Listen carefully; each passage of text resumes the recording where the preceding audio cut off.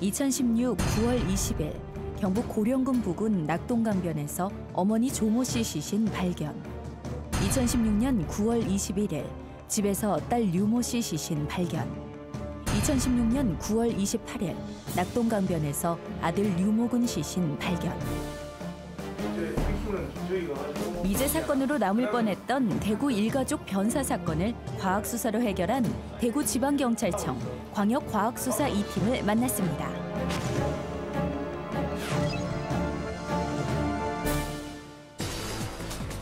전국을 들썩이게 했던 대구 일가족 변사 사건의 시작은 어머니의 시신이 경북 고령군 낙동강변에서 발견되면서입니다.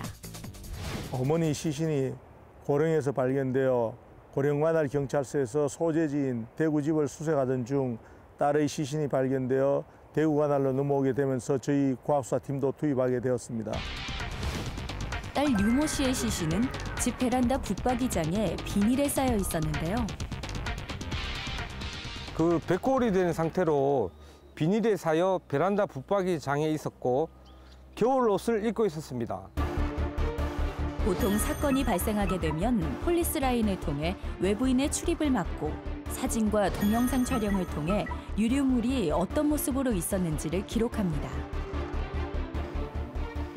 그런 후 증거물을 수거해 실험실에 있는 각종 장비를 통해 지문 및 혈흔 감식 등을 하게 됩니다. 백골의 대퇴골을 채취해서 국과수 유전자 분석을 통해 신원을 확인하고 있습니다.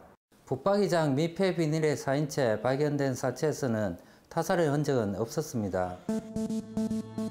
어머니와 딸이 사망한 채 발견됐지만 당시 11살이었던 아들의 행방이 묘연했는데요.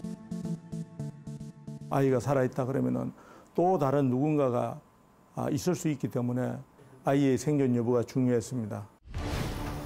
아들의 생사를 확인하고자 긴급 병력만 600여 명 투입. 보트, 드론, 헬기, 그리고 수색경까지 동원됐는데요. 낙동강변 일대를 중심으로 수사의 핵심이 될 수 있는 아들의 시신을 수색했습니다. 특히 이번 사건의 경우 어머니, 딸의 시신 또한 많이 부패됨에 따라 시신에서 얻을 수 있는 정보가 적었기 때문에 다양한 과학수사 기법을 활용했습니다. 범죄가 점점 지능적이고 전문화되면서 그것에 대응하기 위해서 과학수사도 발전을 거듭하고 있고 수능 분야 등 영역을 넓혀가고 있습니다. 결국 지난해 9월 28일 낙동강변에서 아들의 시신이 발견됨에 따라 일가족이 모두 숨져 공소권이 없으므로 지난해 12월 23일 사건은 종결됐습니다. 딸의 사망은 언닉 유기되어 있었기 때문에 자살이나 자연사가 아닙니다. 어머니는 딸을 타살했다는 흔적은 밝혀지지 않았지만 언닉 유기죄에 해당하고 아들의 죽음은 타살의 흔적이 없는 정황으로 자살로 추정됩니다. 세 분 모두가 사망함에 따라 사건은 종결되었습니다. 대구지방경찰청 광역과학수사 2팀은 매년 수십 건의 백골과 부패 시신을 수습해 검시를 하고 있다고 하는데요. 지문이 나와야지 개인 식별이 가능한데 시간이 지나고 난 다음에는 아무래도 증거물들이 조금씩 소실되거든요.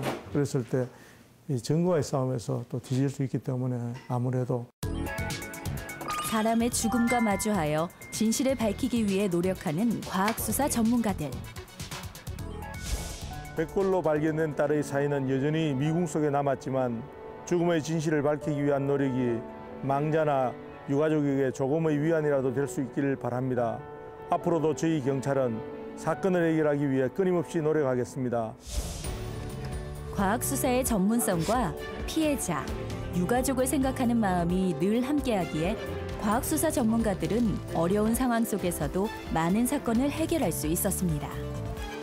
과학수사 전문가들의 노력에 따뜻한 응원을 보냅니다.